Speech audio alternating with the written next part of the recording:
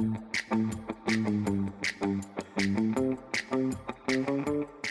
York Train Show is an absolute must on any three-rail O-Scaler's bucket list. With so many industry guests, several buildings of amazing deals, and lots of welcoming faces, it's unlike anything else in the world of O-Scale railroading.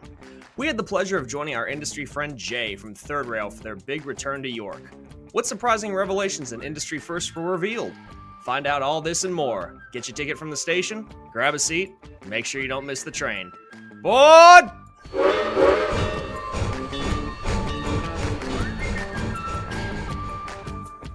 Good evening, everyone, and thanks for tuning in to episode 91 of the Miniature Models Podcast.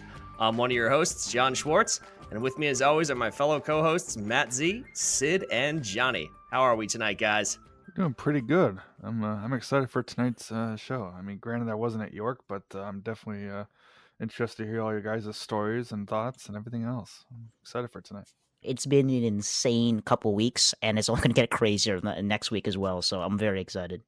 Yeah, it really has been just a crazy time, so to speak. York was a lot of fun. We're going to be talking about that, and just so much stuff happening that hasn't happened in the past, but it's all good stuff, so it's going to be a lot of fun to talk about it. Yes, indeed. We have had a lot happening these past few weeks. We appreciate your guys' patience while we were working behind the scenes. We've got lots to discuss tonight, as you guys have said, and who better to join us to review our York time together than our amazing friend and industry leader, Jay from Third Rail. How are you doing tonight, Jay? I'm good. How have you guys been? I mean, kind of saw you guys 2 weeks ago at York, but it's been a busy 2 weeks in between. I've been like speed running train shows. As of the time of recording, we just did York last week, so I was in PA last week, or 2 weeks ago. This last weekend, I was at Train Fest, so I drove up to Milwaukee for the Saturday. And then next week, I'll be flying back to Pennsylvania, or more specifically, back to Baltimore to go to Pennsylvania to go to Allentown. So it's just back to back train shows. It's that busy time of the year, and I got to say, I've been real busy. I've been doing nothing but upgrades, taking stuff to shows for people, and a lot of it being Third Rail products. So I've definitely been.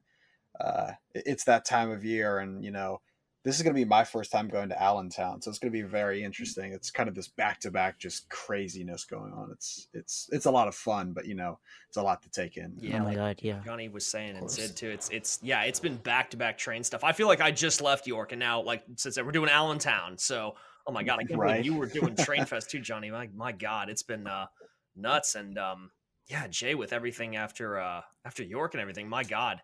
It's the beginning of train season. I mean, Matt Z knows he's been getting stuff like crazy working on his layout too. So, yeah. Oh yeah. It's been fun. We're getting excited. I'm feeling the juices flowing again. Phrasing. Dude, John, you were even more nuts than I was. You did 2 shows the same weekend. For York, right? And then oh my God, I forgot about Timonium. Yeah, no, I went with Brendan to Timonium after, because they for some reason decided to do Timonium Great Scale Show same time as York. So I'm like, okay, why not? When you said that, I was just kind of blown away. I was like, hold on, you're at another show? I'm like, I couldn't. I was so burnt out after the show, just because it's a long weekend. Yeah. I can't even imagine going to another show for another day. Well, to be fair, it's a very easy show for me to do because it's the scale show, and because all the O-scale people were at York, it was all like HO and S scale and N scale stuff. So we just essentially speed ran it, and I really didn't walk around a whole lot at York. I mean, I did a little bit with Brennan and you guys, but most of the time, as we'll get into, I was stationary. So it was nice. It was just fun to walk around and see. And, it's usually, if you go to one of those shows, you find better deals on your scale because it's not the primary scale. It was I was like, let's go do this. Let's see what happens. Jay, you were missed at Train Fest, man. You would have had a blast if you were to go. I got quite a few messages, phone calls. I mean, I know that we need to add Train Fest into our typical rotation for next year. And I mean, even Lucy at NMRA, when I saw her at Nationals, she's like, are you coming? And I'm like, no. And she's like, oh, you really should. And I'm like, I've got York. I can't do back-to-back. And now I'm like, I really should have done back-to-back, but there's always next year. There is. Hey, I'll be there to help you out if you need help, man. Always appreciated. I would love that. It's only a 2-hour drive for me, so anything that you want from our collections for display, I can just drive that up. Beautiful. I mean, it did you and Sid's collection. I mean, Dan's stuff too. It was a showstopper at York on our table. Yes, let's dive into that. So this was how many years has it been since Third Rail has actually gone to York? I've been estimating like 10. I know it was pre-COVID. I asked Scott, he's not sure what the last year they went was, but I mean, it's been a hot minute. Got you. I mean, my God, it was we were the loudest booth because we were, for those who don't know, we were there helping out the booth with bringing stuff for you to display, and Sid and I were there helping demo Blunami. But not only were we like the loudest booth that was there, but it was like a constant stream of people. Like people were very excited to see you back. Yeah. Mm-hmm. Yeah, definitely. I mean, next year I will not be waiting until September, October to register. We definitely need an actual booth next year. I mean, the 2 tables was great, but clogging up the aisle, I mean, when we did our big announcement, I mean, there were dozens of people there. I mean, blocking everything. Definitely probably wasn't fire code for those 10 minutes it was happening. So we're looking at maybe some 10 by 20 spaces next year and just, I mean, have it more welcoming where you're not just kind of crowding the table, but you can walk through. We got maybe a table out front to show everything off and just have it more conversational and not so just like kind of along the line. Yeah. When there's more guys wanting to talk. Yeah. Maybe get a working layout, like we had the little test track to go back and forth, obviously, but getting a full loop of track to really just blow people away. Oh yeah. That'd be something. It sounds like I need to get there, huh? Yeah. I'm convinced you actually exist. I'm convinced you're AI generated. Like I've never seen you. Generated. I thought about that the other day. I don't know why. When I went to DC and I flew into Chicago, I'm thinking. Johnny says, "Yeah, I'm AI generated." I'm like, "Oh my God!" He's I don't know why I thought about that the other day. Like his memory. Yeah, right. Fine dining and breathing. What's the name? I got nothing on name. York is a very unique experience because it differs from other shows because it's not just a look around and buy train show. It is very much in your face a social show. Oh yeah. Yeah. The trade show too, TRADE as well. Yeah, I feel like it got sort of it got a bit of a bad rap for a couple years recently. In the past, it's honestly been a good show for a long time, and it is still a great show. I feel like socially in the social media world, it's sort of put in a light because there was the stuff with other manufacturers not coming and all kinds of logistical things, but we've seen this resurgence socially in the show, and I know we're going to talk about the stuff more, but like there were so many big events within the show, after the show, like it's crazy what happens in one weekend just based around this little hobby we have. Yeah, definitely. Jay, what's your take on York, considering this was your first York? Like, how does it differ for you in terms of other shows or things that stood out to you? So I've never actually been to a show that's kind of felt this, like with the vibe, like the feel or anything like that. I mean, I've done layout tours for like nationals. I've done layout tours for other local shows too. But I mean, it's just so, like you guys said, it's so social. Everything York, I mean, is centered around like, we're going to talk about trains during the day, maybe sell some trains. But after York is where, I mean, the true fun is at. And I was not prepared at all for any of that. Blown away, huh? Yeah, I mean, it really beat kind of like just tired at the end of the show, like just door dashing back in the hotel, like going to bed early. No, I mean, I did that, I mean, just to get some dinner and just kind of recoup myself after a whole day of talking, but it was a nonstop. I mean, just every night there was something going on that all of us were a part of. Yeah, my voice always needs at least a day of recovery after York. I get that like,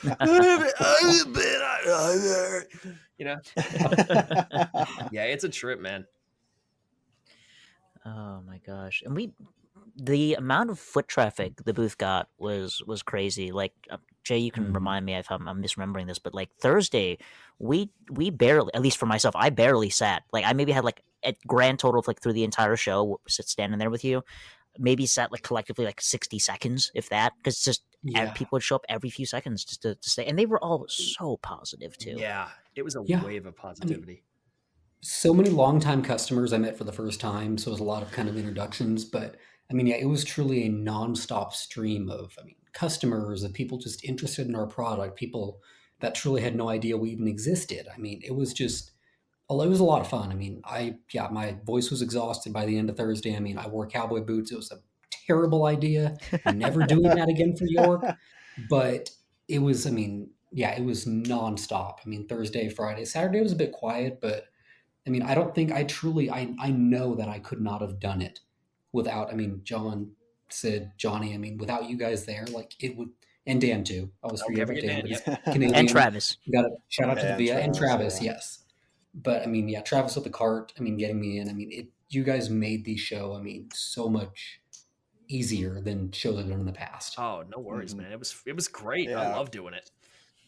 It was so much fun, and seeing your own model. It's funny seeing people wanting to buy your own model sitting there. It was kind of funny, but it like at the end of the day, all we want is for the brand to do well and just to have the hobby do well. And it was a lot of fun just talking with people, and I can't imagine.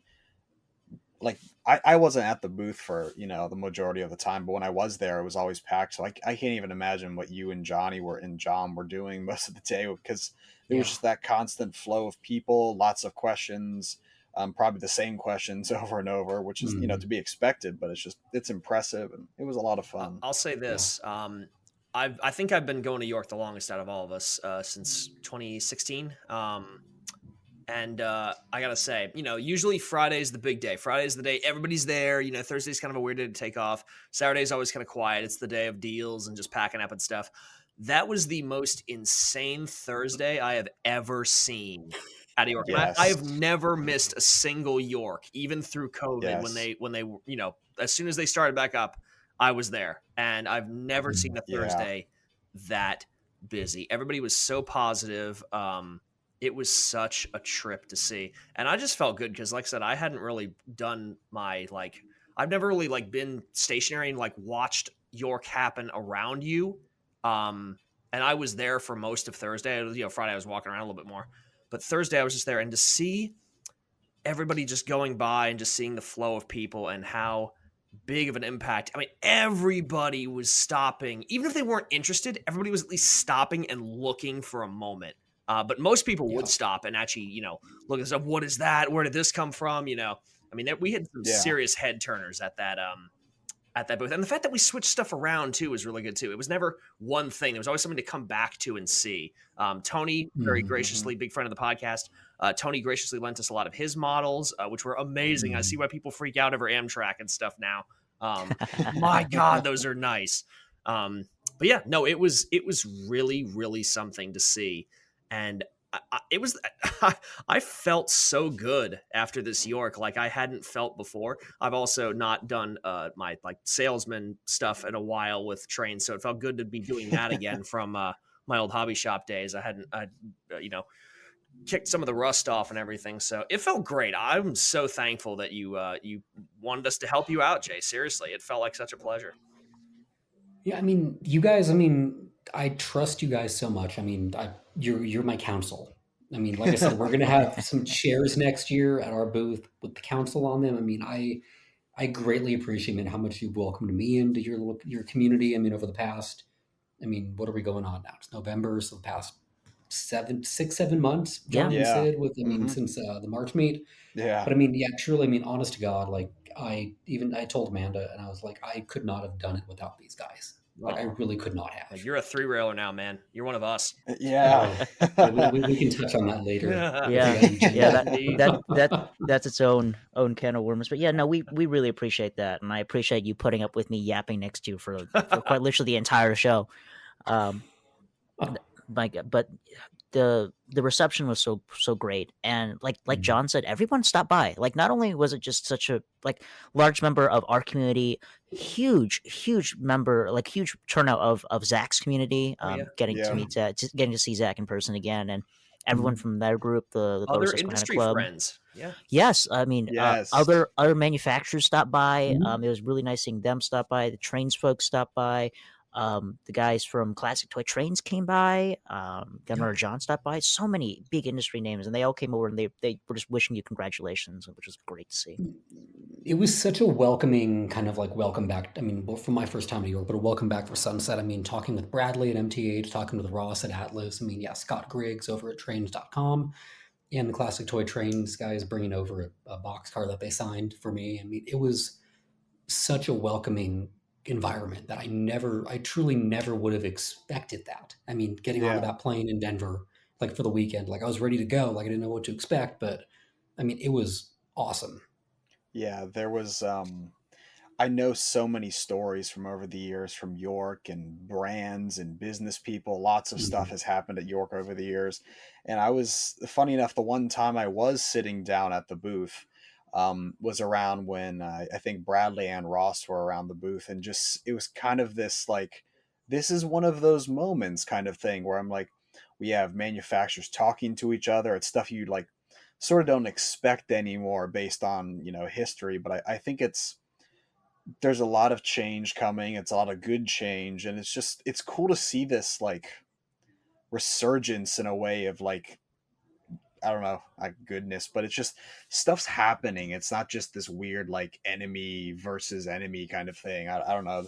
That's just always how it seemed from a maybe the consumer standpoint, that companies don't like talk to each other, they don't do anything. But to see that, and for people to see that, I think it's a good thing. And it probably will boost people's confidence in the hobby, which you know I think there's plenty occurring that's gonna increase people's interest in the hobby. And Mhm. you're making so many good products. And the more collaboration there is amongst everyone, the better it is in the end. Yeah, I mean, That's the definitely. dynamic seems like it's definitely changing. I mean, I've told so many people, I mean, told Bradley, told Ross, I'm like, we should do a panel next year at York.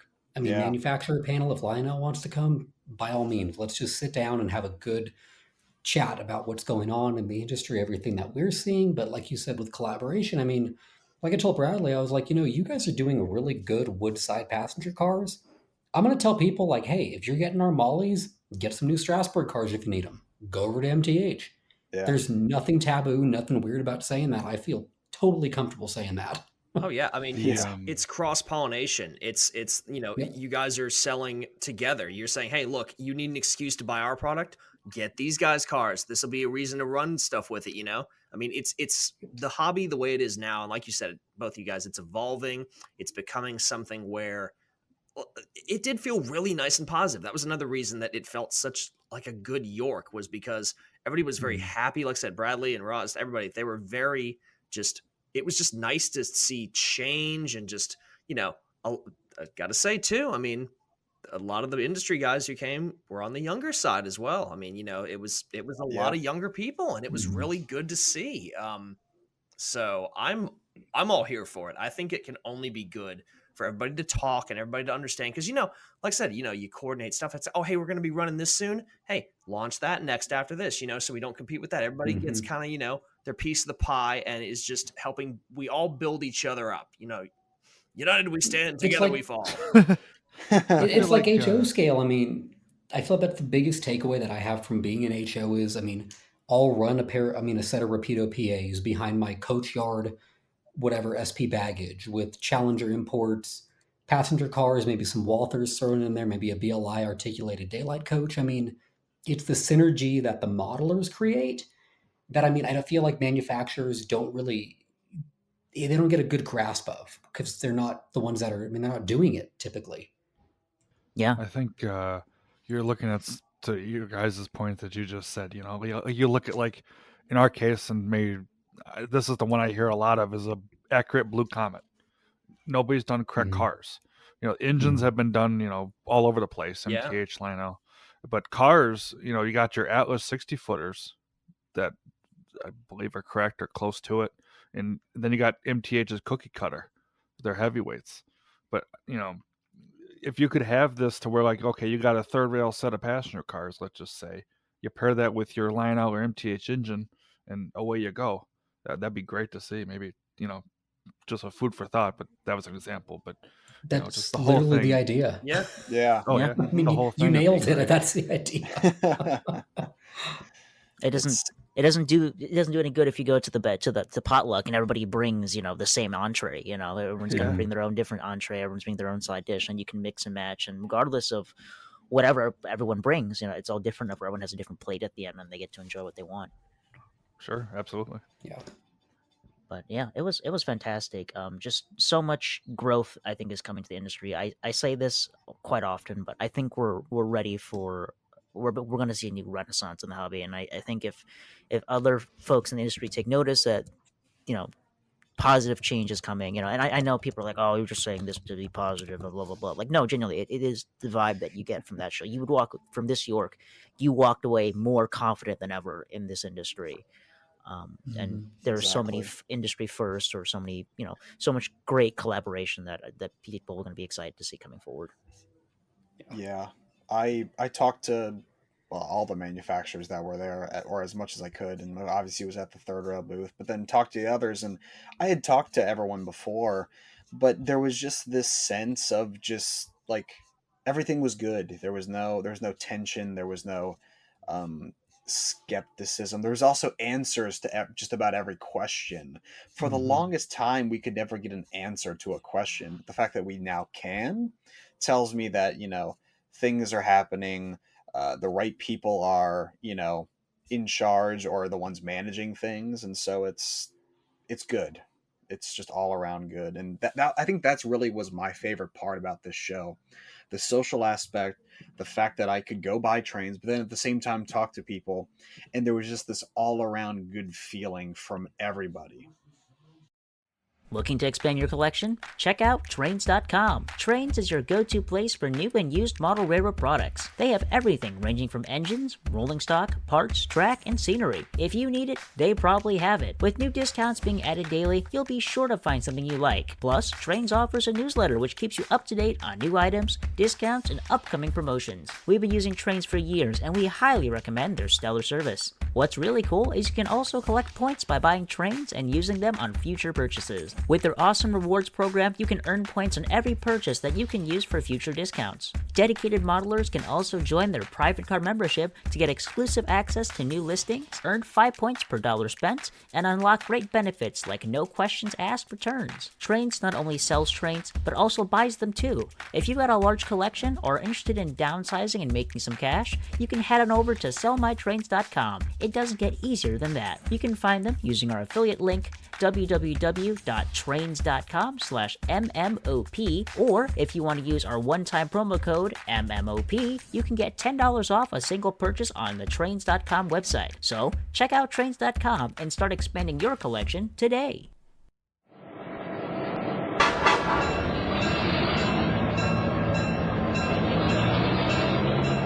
I think the other thing, and this kind of brings us to the other big thing, or two big things that were announced during York for you guys at Third Rail. There were such the announcement of the Acellas, and then the first time offering as Blue Nami as a potential upgrade or offering, both industry first, and the overwhelmingly positive reaction of people not only asking you, Jay, like, hey, what's the announcement? What's the announcement? And I don't think you realized when you said, oh, check back with us later, that people would actually physically come back and stand around the booth ready for the announcement. But also the reception from after the announcement of people just asking more about Blue Nami, asking more about the Acellas. Like, oh my goodness, I was demoing Blue Nami. Like, you must have been sick of hearing my demo sales pitch after 3 days. But like, it was overwhelmingly positive, and my God, you must have been overwhelmed with how many people showed up for just the Acela announcement alone. Yeah, I mean, like I said, there were probably, 4 or 5 dozen people. That whole aisle was filled. I mean, it was, like I said, coming from HO, granted, I heard your Blue Nami spiel to everybody, but that SP, the true proper SP6 chime, hearing that every time you blew it, I'm like, that just gets me. That's the idea behind this is, coming from HO, like I know I keep saying, I'm beating a dead horse by saying it every time, but we were given the ability to access, the soundtracks library. Obviously we can do ESU, TCS as well, but I know soundtracks like the back of my hand. And Blue Nami is just the ability to get that library into a 3-rail model with some slight modifications to get it there. But I mean, having 6, 7 dozen different whistles, all the different exhaust chuffs. I mean, that's just what gets me for steam and diesel as well. I mean, you have all the prime movers, you have all the different versions of the horn. I mean, it's just a phenomenal product that, I mean, I just, being now newly anointed into 3-rail, it's like, yeah, if I'm doing 3-rail, I'm going to do this myself. So why not do it for everybody else? Just kind of what Jay just said was your sound library, and we talk about this a lot, but the sound library and just your customization options are crazy with Blue Nami. All the things you can do when it's, as you know, us all being in 3-rail, it's one of those things where it's like, it's been there. It's just a matter of getting it to market, and this is such a huge step forward. And I can't wait to see what comes out of this. This is going to be great. Yeah, and I gotta say, it's fun, talking about this and everything. And Jay, you coming in from the outside, it's probably kind of funny to see how us 3-railers are embracing something that has existed for 10, 20 years. The universality that we talked about with HO. It's always been a thing where people, the companies have worked together. There's been this sort of, universal sort of thing they can work on with together. And we're now just coming in and seeing 3-railers being, please, sir, could I please have actual recorded whistle? Maybe, please. Could I? And you get synthesized thing. Wow. So it's such a necessary thing, and people genuinely, it was so surprising this show to see. It's not a bad thing, but just like to see what people did not know, the potential that this has. People's minds were blowing. I mean, we can talk more about this when we talk about the seminar, but people were talking about this has changed me. Like I had one guy who was talking to me. He's like, 50 engines, they're all going to become Blue Nami now. My whole fleet is going to be Blue Nami. Wow. So that was crazy to hear. And Jay, I will literally, this is one of my favorite moments I will ever have in this hobby and industry. The moment, and you said you were too busy, like actually focusing on the announcement to notice it, but people's faces when you change that screen and that Acela to whatever it's called, Liberty thing, RJ will beat me. The Avalia. Thank you, Avalia, yes. I could hear So Dan then. and RJ screaming at me, "That's called the Avalia Liberty," or the next gen Acela, or whatever it's called. The moment that thing came on the screen, there was like, I don't know if it was audible. It might have been. There was like people's eyes widened, and there was like a gasp almost among the people, because I mean there had to be at least 20 people there, if not more. Yeah. It was at least Yeah. 20, 25, 30 people there at the booth waiting to to see this announcement. And that will forever be one of my favorite moments, seeing everyone's faces when that thing came on the screen, and just the fervor and excitement of everybody like wanting to go. I mean, I think you got orders for them, like 4 of them within 30 minutes of not even that, of announcing it. It came up on the thing, Yeah. which was crazy. So yeah, thank you for that. Yeah, and I mean, of course, I mean, I think a lot of that, I mean, the fanfare, the excitement was also mostly for the Blue Nami too, because that's been a hot question. I mean, Yeah, the Acela was, yeah. I mean, it made sense to do the next gen Acela because, I mean, it just came out. Bachmann did a killer model of it in HO. And I'm like, we need it no scale. Yep. We saw Yeah. what, I mean, we're seeing currently, I mean, as we record right now, I mean, we're getting pictures of the Siemens Chargers, of the P42s. I mean, we see what modern Amtrak, I mean, is one, we see it's just very demanded in O scale right now. So I'm like, this makes perfect sense to do the Acela, and it makes even more sense to offer it. I mean, being our first pre-catalog, even though it'll be in the catalog, but our first pre-catalog offering, and that will have Blue Nami. Mhm. I think York was, for me, obviously Sid and I are very well versed in the product, and we advocate for Blue Nami a lot. For me, getting to really advertise and showcase Blue Nami equipped locomotives for people in person was really interesting, because we always push on the aspect of, well, Blunami has all these sounds and you can make it be whatever you want it to be, and yada yada yada. And we forget that we're very much like, prototype modeler kind of people. We want the accuracy, we want the extra. Me, I'm very extreme case of I very much like realistic control and operation.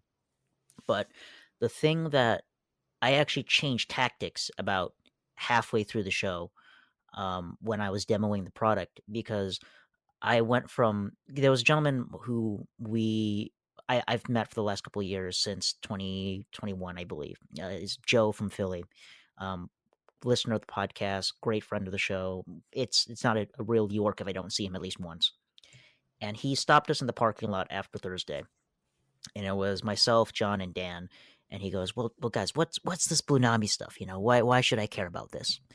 And it was interesting watching John and Dan, very two technically minded people, advertise the customization that's available with Blunami. But you could see that wasn't really what appealed to him. So I changed tactics and I went, well, you don't have to program your engine. There's no need to do it. There's no run program switch. There's no, add engine to remote. It's literally just download app, connect to train. You have 6 buttons: bell, whistle, short whistle, long whistle, bell, direction, lights, and then your throttle slider. And I told people, if you can master those 6 buttons and understand what the icons mean, you congratulations, you're a dangerous man. You can run a train. And that resonated with people. They like how simple it is. Command control is such a scary thing for a lot of folks, but now that we are not only having the benefit of those great sounds that match these high-end accurate models, but it's more accessible than ever for anybody wanting to get into command control or learn DCC for the first time. And the fact that you are offering the first models available from the manufacturer, or ready in box with Blunami is huge. It is literally changing a standard in the hobby for command control systems that's been in place for like 20 years now. It's nuts. It's gonna be great. It really is. It's going to be wild. I mean, there's not much to say. I mean, you guys pretty much cover all that, but it's going to be wild, going to get spicy, whatever you want to call it. Yeah. I mean, it's there. Yeah, no, I loved your pitch that you would always do, Johnny. You've got a very good rhythm to it. Like I said, product salesman, telling you, it's the best. I love my thing. I always like to say 2 things to people that makes them think. My main thing is, you've had these models, these beautiful brass models that have been sort of stuck in this, like, these subpar sounds. Like, they were good for their time, but now they deserve more. And now they're becoming this, it's like this rebirth of brass, this rediscovery. These models now sound as good as they look. And the other thing I always love pitching to people is that you can take this to a friend's house with Blunami. It's like, you don't need anything. The engine, your install is good, and your phone. That's all you need. Go to any friend's house. You don't need to worry about their legacy. You don't need to worry about MTH. There's no, not signal stuff. It's meant to work around everything else. All you need is track, power, your phone, and you're good to go. That people, I feel like, love hearing that, because everybody wants to be social with their trains, but I feel like people do sometimes worry about, oh, is it going to work on my friend's layout? Is it this? Is it that? Now that's not a worry anymore. You can show your stuff off. It'll look good. It'll sound good. And you can take it anywhere with you. I mean, we were taking these things we had them on the table with us. We had so many nice models on the table, and they got such good attention. Want to support your favorite O-Scale podcast and rock some awesome merch? Well, now you can. We've teamed up with Redbubble.com and have come up with a great selection of gear that you can get right now. They have everything from shirts, hoodies, stickers, mugs, bags, you name it. Heck, you could even get a wall clock with us on it. All this great stuff and more at Redbubble.com. Links are down in the show notes, so grab yourself some gear and rock some awesome podcast merch. I think the top 3 engines that got attention: Scotsman, that was on loan from Maddie. That was probably everyone was looking at that one. It was the thing that drew their attention the most. That was number 1. The Mollies were in a close second, and then the Mercury was the third. Like, those are the top 3. Like, oh my god, it was either, are you guys making these, or can I buy this? Like, Yeah. People are like, It I want to was- buy this right now. yeah, Yeah, every time I was there, someone asked if that Scotsman was for sale, and I was like, no, it's on display. Yeah. but no, those were. And Jay, just kind of just for those who weren't there, um, are any of those models, the Scotsman or Mercury, up for consideration or anything like that that you can hint at? So yeah, definitely. I mean, the Scotsman, everything I do, as you guys know, there's a reason. I like to play around on Instagram stories, Facebook stories sometimes, but there's usually a purpose, behind what we saw with the Mollies. The Scotsman and the interest it drew, even the pictures that people were posting and tagging me on some stories. I would say the Scotsman, the A1, A3 classes, they might be up for consideration. We're still tweaking the catalog a bit. There's still time. They might be in there. And the Mercury as well.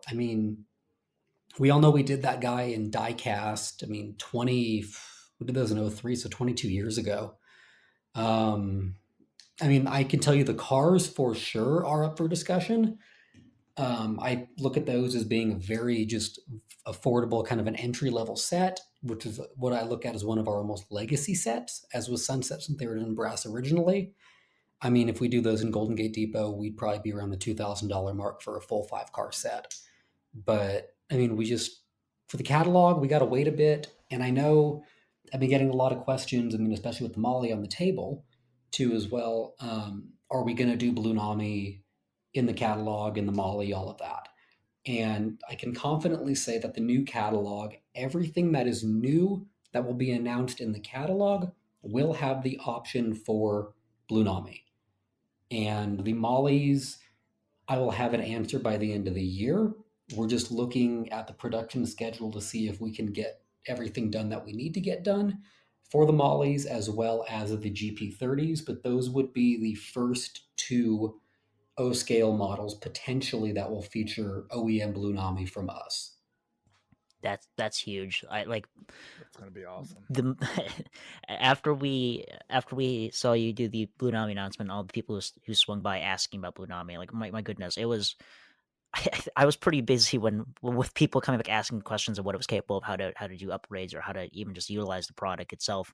But one of the biggest questions was just like, would you guys consider Blue Nami and the Mollies? Because I know for a lot of the younger consumer base, the Mollies is going to be their first third rail product they purchased new, and it would be huge for the consumer to not only have a taste of having a brass locomotive, but also being their first taste of Blue Nami, and that being their first impression of third rail. That'd be huge if obviously logistics and then planning will allow. So I'm very excited to see what happens with that. And that's kind of what I was getting. I've talked to a lot of guys over the past 2 weeks that have emailed me, called me, Instagram DM me, just, hey, I'm on the fence about the Molly. Are you doing Blue Nami? And I'm like, we got to wait. Because I know there's a lot of guys on the fence that, I know the price is hard to swallow for an all brass engine, but that extra $75 to get all those features from Blue Nami, I think that might, even bring some more, some newer customers than even, the new customers that I picked up in the past few months anyway. Oh, for sure. I was at dinner that Thursday night with a bunch of well-seasoned hobbyists, so to speak, but they were even on the fence because the model means something to them because of Strasbourg or movies or whatever it is, just because of the prototype. But they also, if it has all those features, it's even more enticing, and they're just, having accurate sounds and the controls and all this. There's definitely a lot of people who are interested in the models as it is, but I think that really would push it over the edge. So it'll be interesting to see what you end up doing. Either way, it'll be great. I have one in order. I'm very excited for it regardless. I'm working on 3 of them right now, so I know this model in and out. But it's going to be really cool regardless. But if Blue Nami does end up in it, it's going to be a showstopper for sure. Oh yeah, this was like the comeback engine. So this is like, if it can Oh, happen, yeah. Regardless, it's going to be incredible either way. Obviously, but if it can, definitely something cool. For sure. Definitely. Well, while we're on the topic of Blue Nami, let's transition to the other big event that John, Sid, and I were doing. And kind of this was obviously it's kind of done in anticipation to the announcement for York, but because we wanted to drum up some attention and kind of educate some of the consumer base on this. But we did a Blue Nami seminar, our first Blue Nami seminar, kind of just walking through how the product worked, how this is a big deal for the industry, and really going into the nitty gritty. A lot of times when we do demonstrations or we talk about the product, we talk about the basics of how, how do I make a train go choo choo and how do I install it, what features are available to us. But we also did a deep dive into a lot of settings that people really didn't know about, quiet mode, or setting your throttle type, your momentum, your all this other stuff that, HEP mode and all that other stuff that you would never have known about had you not done a deep dive for yourself. But that was so much fun, and my goodness, the turnout was fantastic. Everyone was so supportive. Everyone was so excited. I was really expecting just to see maybe like a handful, like maybe like 10 or 12 guys show up, but we had a packed house. We had like 60 guys show up. That was insane. Yeah, it was a lot of fun. I'd never done something like that. It was interesting because obviously you and I, Johnny, went to the one that George put on in the Chicago area, which was a lot of fun to experience, but to be doing it was very interesting, and it was definitely rewarding, seeing that many people show up because they're so interested in the product, and um, it didn't take too much for us to put on. So it's just good to see that people are interested. A wide variety of people are interested. It's not just one base of people. It's people across the board, and so it was a lot of fun to do. Definitely learn things. There's different ways we could do it in the future if we do another one. I think it's also provides ideas for more things. I literally think doing a diesel install for like an hour in front of people with a camera over top it would be an idea to do it at a train show, just because people are so interested in the install, and even doing a whole hour of just the nitty gritty. Like, don't even talk about install, don't even talk about the basics, just talk about the most like finite details that we've discovered and continue to discover about the app and functionality, say, because there is a lot of it.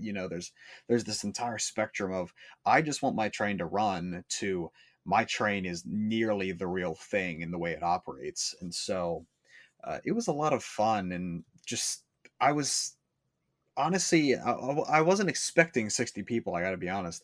When I went into the show, I was thinking, okay, maybe it'll be 30 people or so, but as the show went on, hearing more people say they're going to come, and then learning that it was 60 people, which was half the YouTube panel, like amount of people in the audience, that it was nice to see. It was rewarding, and it was fun, and I'm happy people enjoyed it and got something out of it. Yeah, it was really something, and I got to say, obviously, you guys did the heavy lifting. I was just I kind of backdoor MC'd a little bit, and kind of gave my opinions as a consumer. But you guys did the heavy lifting in all of that. You guys have done so much in regards to that. Said it during the seminar. I'll say it again. You guys really are the ones getting, making the general populace of the hobby aware of it. George and everybody, they do a great job of actually getting the product, all the back info and everything. But you guys have really put it in the hands of like letting people know what's the product is capable of doing. Because it was really interesting to see what the public, and this is a good thing too, it's interesting to see what the public does and does not know about a product, because then you can sort of tailor what you need to push to the public. Oh, look at this feature, look at the working brakes, look at the EQ, look at all this sort of stuff that you can do with this feature that we don't even, like, again, like I was saying earlier, people don't know what they're missing almost. Like, it's like no, this is not a thing we've ever had before. This is a whole new dimension in O scale operation, at least for 3-railers. 2-rail guys have known about this, but it's something that's people literally they have to almost relearn how to be modelers in a way, which is really fun to see. We had people asking tons of good questions and stuff, and some very, really nice, good audience members as well, who were very positive. Our friend Mike, obviously, we had some, Travis was in the audience, helped us quite a bit. There were a lot of really enjoyable moments within that felt really good.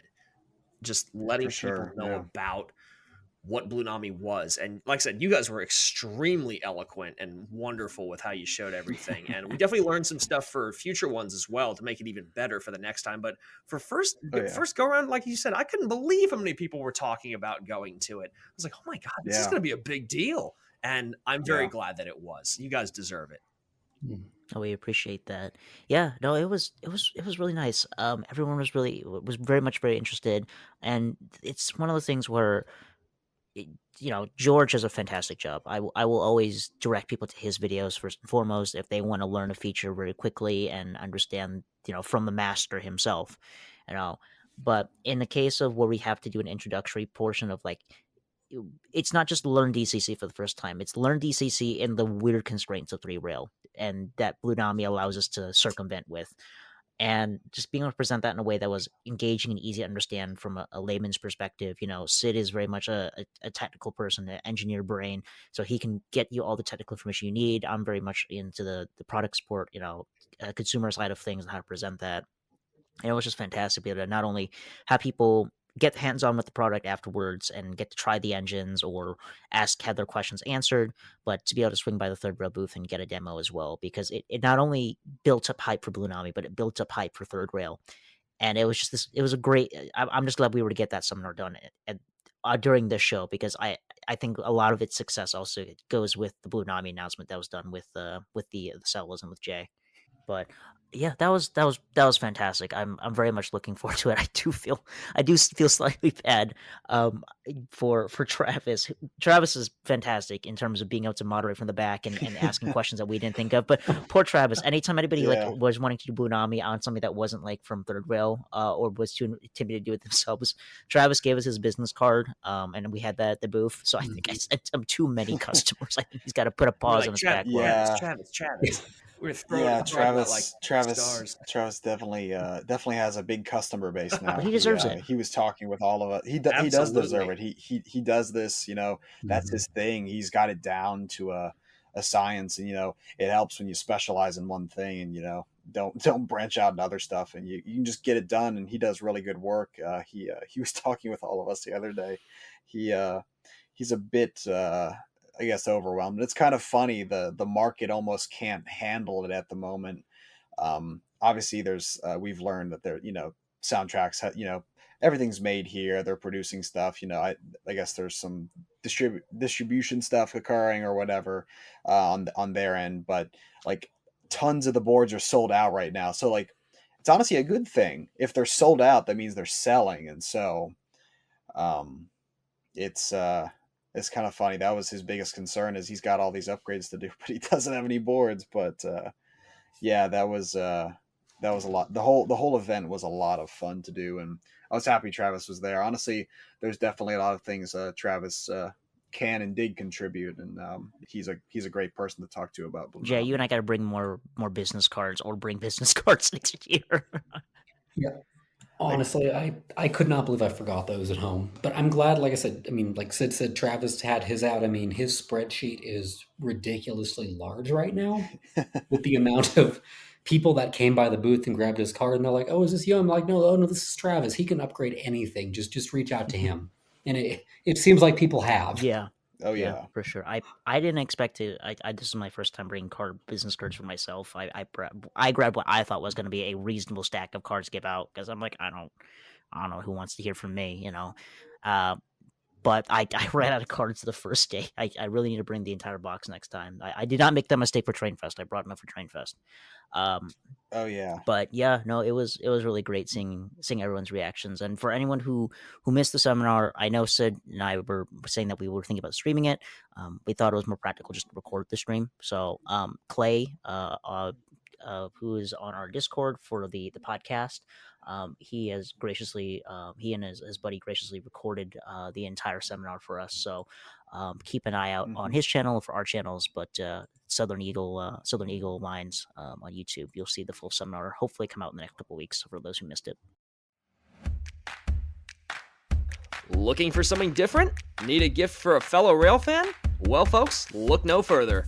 NPL Customs is your source for all railroading decor. Handcrafted, made in the USA, and veteran-owned.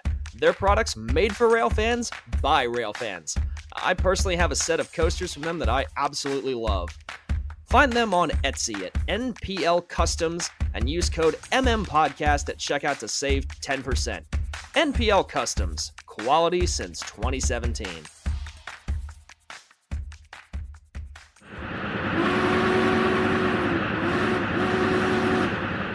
Let's switch gears to we were talking about Travis. Well, Travis is part of the Lower Susquehanna Club, who did a fantastic open house for the entire duration of York.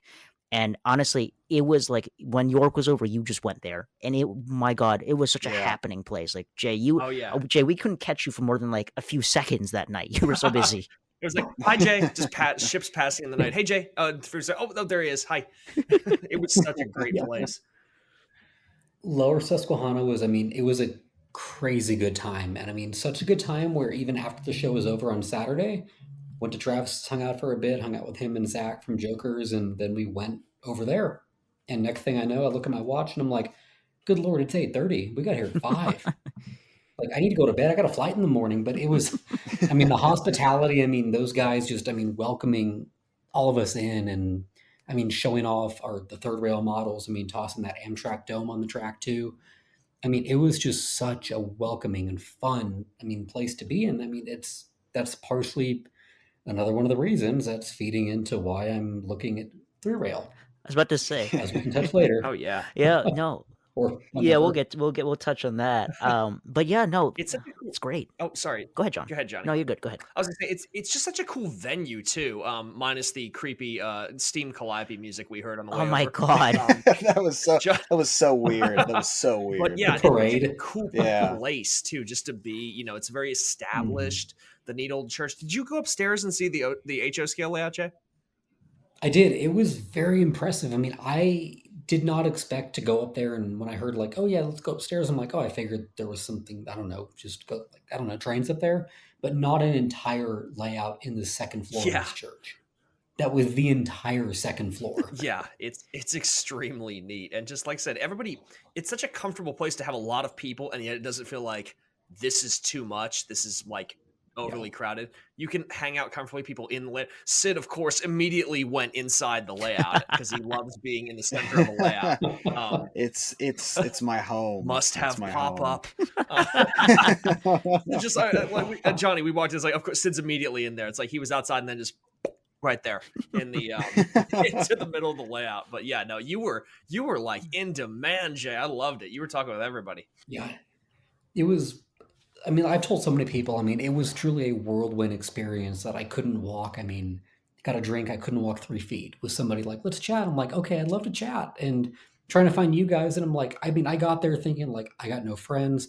I don't know who anybody here is. And I left the first night and I'm like, oh my God, I have like 40 new friends. Yes. I know you mentioned like Scott was surprised you were doing this too. Yeah. He was very shocked. What does he think about all this? He was like, yeah. He's loving watching it from the background. That's good. That's great. Yep. He keeps saying, he's like, I knew you were the right one to do this. And he said, you're pretty much doing everything that I knew you were going to do. Wow. That's awesome. That is high praise from Scott. That is excellent. He was one of our favorite episodes to have on the show. So I'm glad that it's continuing, because it was in that episode, there was a bit of, there was sort of a finite feeling like, we don't know if we're going to keep going. This might be the last steam engine. Now, boom. Now it's like, no, third rail is back, baby, and better than ever. That truly was the idea. And that was one of the biggest comments at York was like, hey, I thought you guys weren't, doing steam anymore. And I'm like, oh no, we are, don't worry. And they're like, well, where'd this come from? I'm like, oh, it came from me. Like Scott gave me a little bit of free reign on the catalog and I had some fun with it. I can't really put into words how eye-opening it was to talk to you during the March meet, because I already had, to the expectations of what third rail was going to be in the next few years from when we talked with Scott, but getting to talk with you, I don't know, you and I must have talked for at least maybe like 30, 40 minutes just standing there. Yeah. And getting to hear your passion for the product and for the company. And as a fellow modeler yourself, you got all this, and getting to hear your insight gave me a lot of faith in what was going to happen with third rail moving forward. and then the fact that now you're taking your new owner of Third Rail for the future, it's fantastic. It's very rare that we get a chance to talk to a manufacturer, but also get to talk to someone who is as transparent and as passionate for this industry and hobby as you are. I mean, so many of the guys at the club had, they appreciated that. Like, there's not many guys out there that you can go ahead and say, you can talk to manufacturer, but the manufacturer also come to your club and drink a beer and run trains with you. I mean, they appreciate the transparency and how down to earth you are when it comes to that. I mean, it's like the biggest joke of York. It's like, live the brand. Like, I know it's a Yellowstone thing, and like I wore the cowboy boots. Like, I mean, me dressing up as cowboy boots, a vest, a button-down shirt. I mean, sometimes a hat if we're going to Vegas for an FR, whatever it may be. But like with trains, I mean, it's what I live. I mean, I'm surrounded by them. I mean, in my office, in my home. I mean, everything I do since I was 4 years old. And I mean, yeah, I mean, going to Lower Susquehanna. I mean, having a couple beers. I mean, meeting everybody at the club, hanging out with Zach, hanging out with you guys. I mean, it was just a hell of a time. And it's like, I mean, this is just what I want to do. I mean, full time. And it's kind of nice that I can to an extent. Oh yeah. But it's just so much fun. I mean, yeah, modeling, I mean, all this stuff. And I don't know. Yeah, it's a good time. For sure. I'll say this, Jay. I think the reason that you've integrated so well is that you are a very authentic person. From all my like interactions with you and stuff, just what I've seen, you are a very authentic person in everything that you do, both the brand and just yourself. And so I think the hobby appreciate, like third rail, three rail hobbyists appreciate authentic people. And I think that's why you're fitting in so well. Yeah, I mean, I don't really know what to say to that, but that, yeah, No, for real. We're very. I'm just being myself. Yeah. I'm just being myself. Hey, that's Absolutely. That's what we're looking for. I mean, hey, in three rail, I was talking with my buddy Logan. He does HO and other scales, but when he came out here to Chicago to run O scale and film at the bunker with us, one of his comments that stuck with me is that, you three rail guys are different from other scales. Each scale has their own perks and they're all very fun people, but three rail guys, you guys are the most fun. You're the most laid back.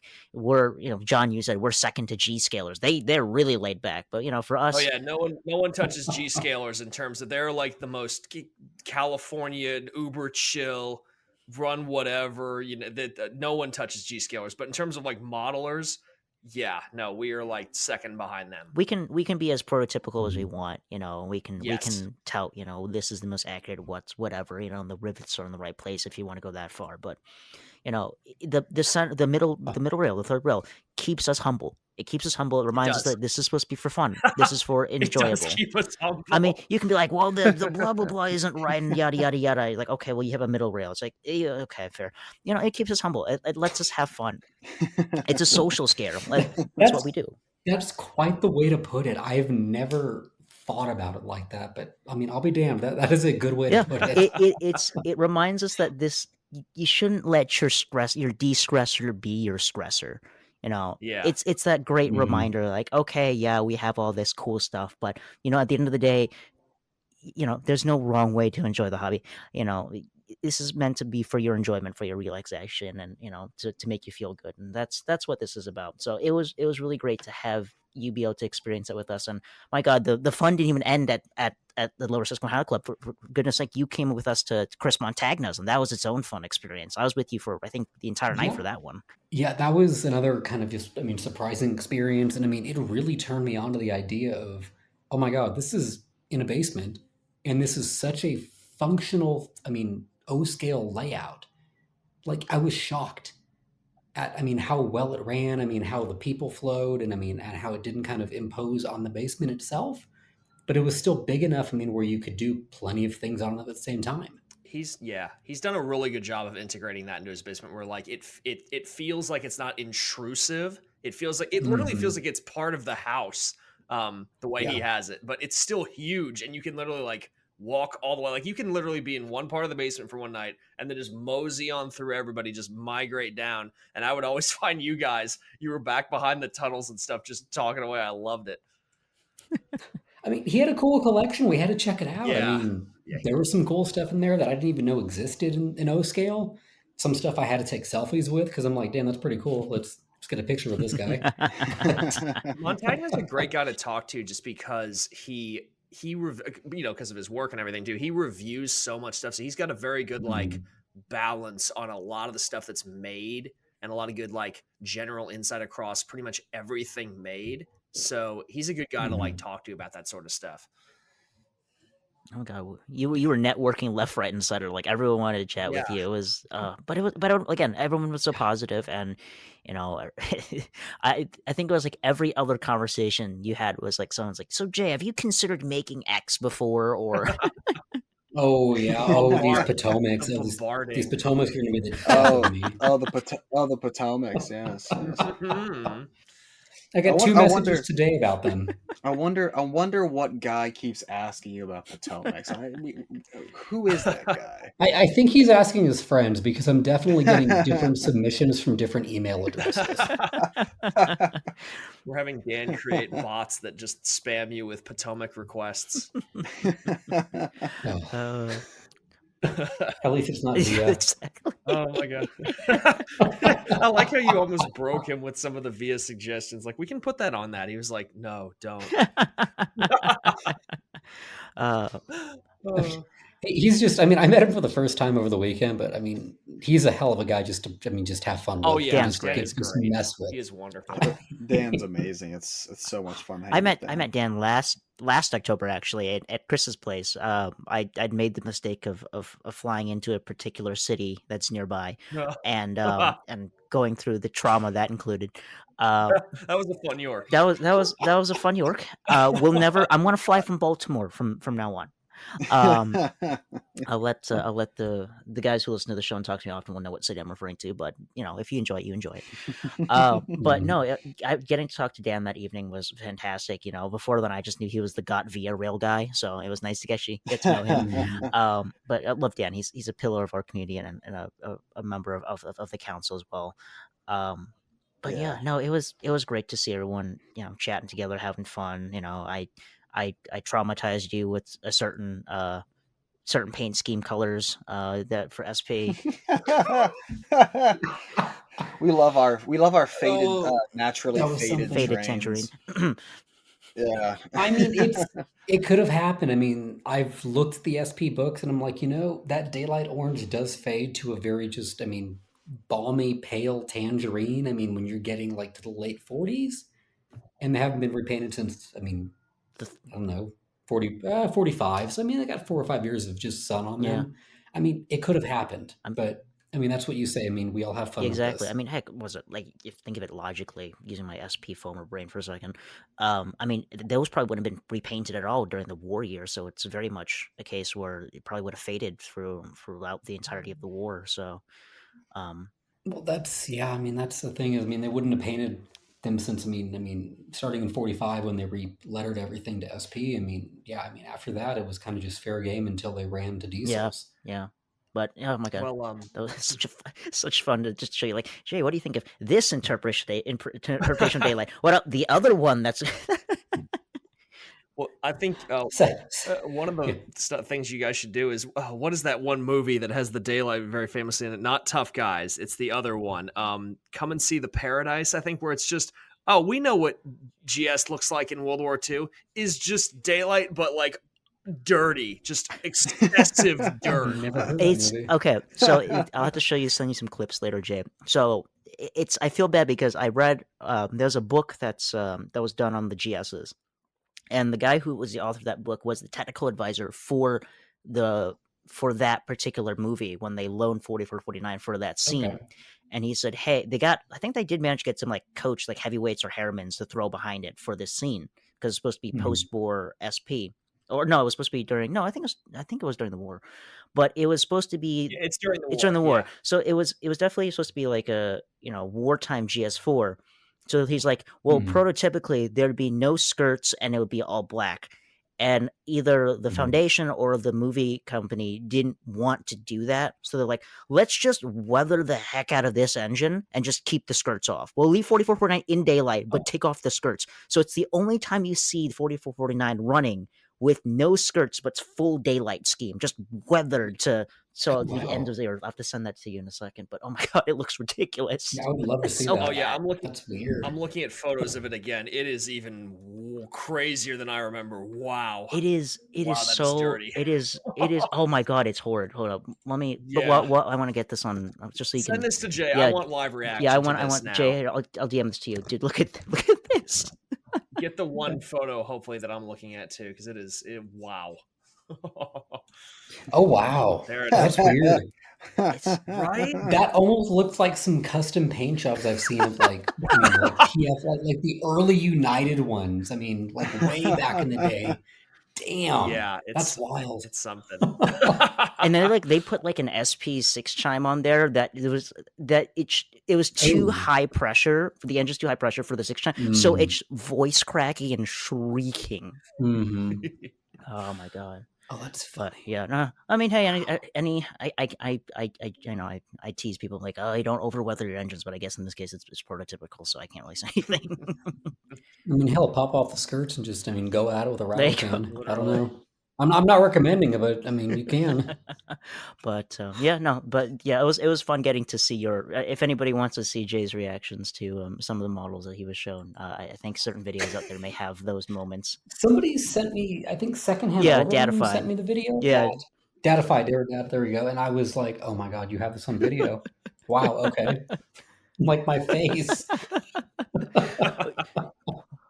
Now, I was going to buy that engine for him anyways. We were planning to. I didn't expect him to drive it out to Pennsylvania, so I was going to buy it after York, not at York. But I was like, well, if you have it here and I can traumatize Jay a little bit, I might as well just buy it. I mean, there's nothing wrong with repainting. I've painted my fair share of models. I mean, it's not that hard. Oh yeah. Yeah. Oh my gosh. But yeah, no, it was really nice to see. It was really nice to see your arc of going from I was like, Jay, because we were always teasing you prior, like, Jay, you should do 3-rail. You're like, I don't think I get past that 3rd rail. And then by the last day, we were sitting there and you were just, I'm like, Jay, you just got to, which one do you see yourself having more fun with? Both 2 and 3-rail, they're fantastic folks. I love the guys at the Marchmate. They're so positive and so inviting, but Oh yeah. I think our two-rail friends. yeah, and they're great. I'm not gonna even apply anything negative because they're all fantastic. But getting to see you go from I don't know, okay, I'm going all in, and you went full in. Oh, you've gone in. You've gone in. Yeah, I mean, I don't know. It's like you guys said. I mean, I respect all scales. I mean, I have HO that I'm obviously keeping and all that. I mean, but I think if I go to O scale, I mean, not if, but I mean, now that I'm going to model a bit of O scale, I mean, I see the side of it. I see, I mean, literally guys bringing over their models and just popping them on the track. And I love that community, that sense of just, I mean, family almost, like in the model railroading community where I'm like, if I build a layout one day, this is what I want it to be like. If anybody ever comes out to the Denver show, I mean, if NMRA Nationals is ever out here, it's like, bring your 3-rail, come run it. But yeah, I mean, I kind of dove in a bit deep where I may have acquired a couple of our previous SP runs. I mean, I'll post on the official page after they're all blue nomied up and ready to go and gussied up and nice. My favorite part is that you and I were both waiting for our flights at BWI, and as we were waiting, you were like, anybody know if you have any links for any 3-rail get found for SP stuff? Can you tag me moving forward? Yeah, it hit really hard because I mean, it's kind of like what you said. I mean, we all have fun with it. We all like our prototypical accuracy. And I mean, that was my biggest kind of hang up for me personally was the 3rd rail. And I'm like, with the models looking as good as they are, I mean, rolling stock, like from Atlas or MTH, that looks as good as, Rapido does in HO. And I'm like, I think I can do this. So yeah, I have everybody looking. I have Dan bidding on some stuff for me right now. So it's going to be a hell of a ride. Yeah. If you can get over the 3rd rail and the couplers from 1945, that's what KDs are for. Yeah, honestly, well, I'll just KD everything. Yeah, I mean, man, let me know how that goes because I know I'm gonna make the jump eventually. It's just gonna be all KD. Well, It'll just be, the 3rd rail is in his name after all. It literally is. He has to live with it. You kind of have to. You live the brand. Yourself into a corner. Live the Yeah. brand. Yeah, you don't even notice the third rail after a while. Like it actually looks weird to me when I see like, I'm like, oh yeah, 2-rail. I forgot. Like, oh, there's no third rail. I saw some of that old school. I don't know if it's Ross or one of the brands made like really tall rail 2-rail track years ago, and they might still make it, but it's like it's high rail 2-rail track Yeah. basically. And I see it, Mhm. and I'm like, this looks so weird. It's like it's missing the third Yeah. rail. Like it's supposed to be Yeah. there. You know, that's what I think at this point. Sid, you know, I always laugh whenever I'm over with you, and you have your, you always have those pair of like wooden Lionel fast track bumpers that don't have the Yes, third rail, yes. and I always Yep. laugh at the little bit of track that you see leading up to where there's no third rail. I'm just like, ha ha ha, 2 rails. That looks so silly. Right? Where's the third rail? It's so Silly. strange. It's so strange. Whenever we're at the 2-rail show, we go to that layout that's in the hall there, and I look at it, and I'm like, this is so impressive, but where's the third rail? It's just so strange. Well, It's like I've been Well, brainwashed. it looks better with them because their rails are actually like the right height Oh, and the their right scale, So yeah. it looks They're- fine like yeah. that. I'm never like, where's the third rail with that? That looks fine. But when it's the It super does. tall The rails, I'm like, what the heck? the Where's tall rails. It's like, where is Oh it? my god. What's the deal? What's the deal? I think that's, and I think Jay, you and I talked about this really briefly when we were at the booth. We had some downtime. I thought about 2-rail after the March meet. After going for a couple years consecutively, Mhm. like I'm like, do I do 2-rail? But the thought that always holds me back is my favorite part of the year is every March when Sid and John come for the March meet, and they have their own stuff that they bring out here, and seeing them run stuff on my layout and having that social aspect, that is the highlight for me. And I could tell with you that was a big thing for you as well. So it's a social thing. It's very much a social thing. If you can't share this hobby, then what's the point? Yeah, and that's, I mean, like you said, I mean, going to Chris's house, going to Lower Susquehanna, I mean, seeing just everybody coming out, I mean, bringing their trains, having a drink, eating food, having a good time. Like that's, I mean, why we do this. Yeah.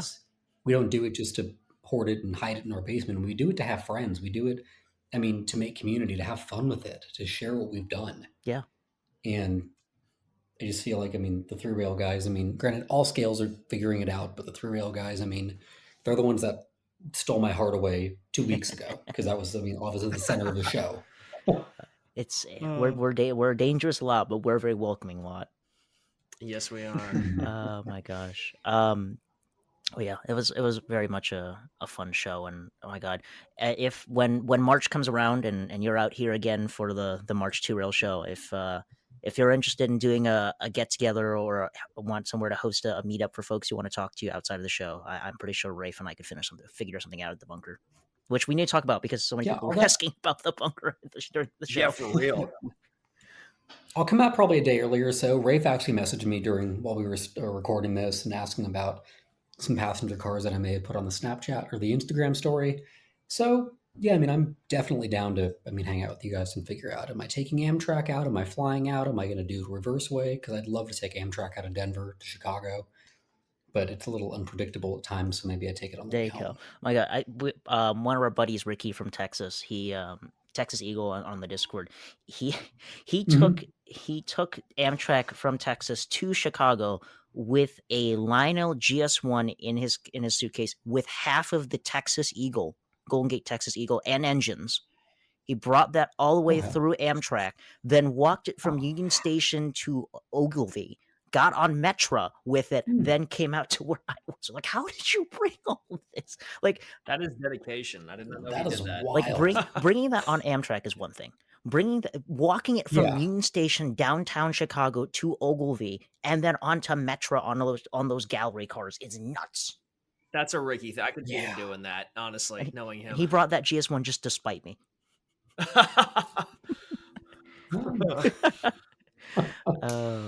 Don't worry, we might do Oh one. my God, I'm waiting. Now he's gonna be in trouble. But yeah, when March comes around, it'll be a fun time, and maybe we can make an event out of it.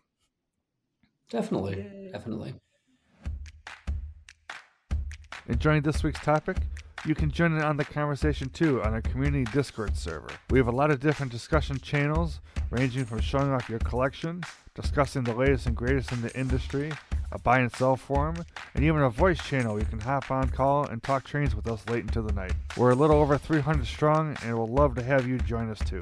Check out the invite link to our community Discord down in the show notes. read and acknowledge the rules, and introduce yourself and start chatting. We have a great team of moderators who make sure all are welcomed and respected. So what are you waiting for? Come on down and join us in on the fun, and let's talk some trains.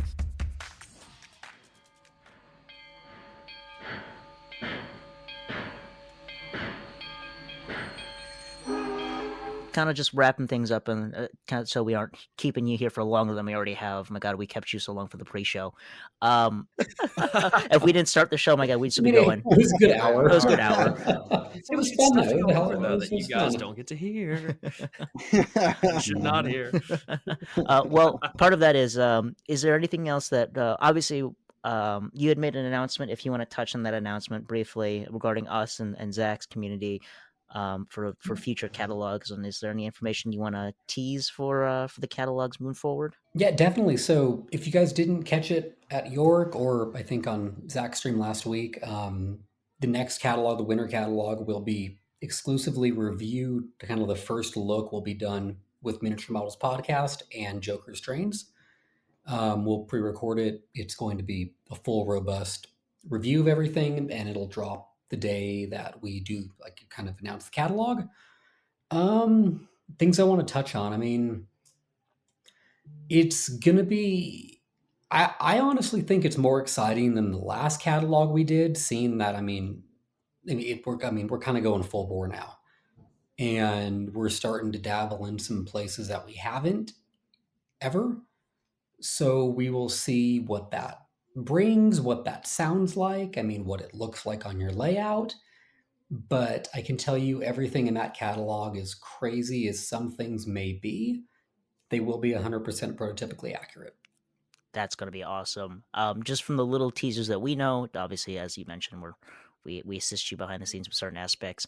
From the bits that we have seen that you've considered, obviously none of it's concrete quite yet.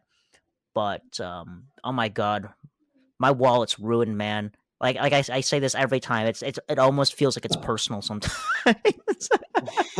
but it's one of those things where with catalogs, it's hard to find a balance of things that appeal to everyone. I think you've managed to endanger everyone's wallet with this one. Like East Coasters, West Coasters, everyone. Like we're all screwed. Oh, we're cooked for sure. It's also not just old stuff. It's also not just modern stuff. There's a whole plethora. Yeah. Yep, that's kind of the idea. I mean, I model the West Coast, obviously SP. But it's kind of hitting each of those. Modeling demographics where you hit the West, you hit the Midwest, and you hit the East, and the South too. The South guys, they haven't gotten a lot of love. In the past with prototypical models. So we hear you. I get emails. I talk to you guys at York. So I can tell you that there will probably be a Pike-sized passenger train in that catalog for our guys in the South. That one I don't think anyone is ready for, but they will be Yeah. so excited when that gets shown off. It's a unique little one. I feel like it's not too crazy. But it's something different. I loved seeing. I think this without saying too much. I remember seeing the conversation that took place at a certain meetup that led to this idea as it happened. Yeah. So, and this is, I think this kind of ties in with the entire theme of tonight, which is, guys, this is a great community, and Jay is very open to hearing ideas and taking feedback. So if you haven't already spoken to him already, whether it be in DMs, emails, phone calls, why haven't you? He is such a great person to talk to, as tonight has shown. But my God, this new catalog and the future is so bright. Do you have a time frame of when we might see this next catalog? Yeah, so we're kind of tweaking it now. Hopefully we have everything completed and finalized by the end of this month. And then obviously it takes a couple weeks, to get everything recorded, produced, all that stuff. So I'm anticipating a mid-December drop, like tentative mid-December. And I'm right now toying with the idea, like, do we do it before Christmas? Do we do it after Christmas? I don't know what the best kind of moving forward course of action is, but that'll all get figured out. But it will be sometime in December. Yes. And the council needs to convene and assist you with other matters too. The council. Oh, yes. We will convene. Thank you for giving the Southern Mid-Atlantic people love. We needed it so much. Yes. It's like Avengers Assemble. Well, that was fantastic. Does anyone have any other notes they want to throw in here before we start wrapping up? I'm good. Honestly, I think I'm good. that was a great show. We covered a lot tonight. Holy moly, that was a packed show. And a lot shorter than our other shows, surprisingly. I would expect us to go for 3 hours. Right, that's true. We still can, if but no. I think Jay wants to get on with this evening. Right. Yes, indeed. Yeah. Well, like Thanos says, I mean, it's time to rest. That was my thing at York. It's like I had a good time, and I'm like, it's time to rest. I just feel like Thanos. I'm like, I just need to rest. I love it. Oh my god. All right, John, take us home, my man. Yes, indeed. Let's see here. As we always say, we have an amazing community, and we'd like to take a moment to shout out some fantastic people who boosted the server and help us keep the lights on here at the Miniature Models Podcast Discord. SDIV_Tim, Tim's Trains, Blue Comet Fan 833, Maddie C Trains, Newt 1969, Commodore Ghost Ninja, The Rambles, Hard Work Pays Off, Dashing Dance Trains, Everyday's Life, SD70 Train Fan. Tonight was an awesome show, but I see our stop is coming up next. And Mr. J, where can folks find you and the wonderful people at Sunset and 3rd and Townsend? So first and foremost, head over to Instagram or Facebook. That's where we are the most active at all times. Next up would be OGR Forum. And then last but not least would be thirdandtownsendmodels.com, just as it's spelled, just like that. Fantastic. Yes, guys, if you have not checked it out yet, please go follow on all the socials. He is extremely active.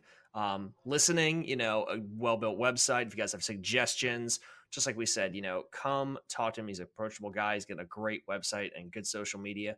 Come check it out. Why have you not yet? It's amazing.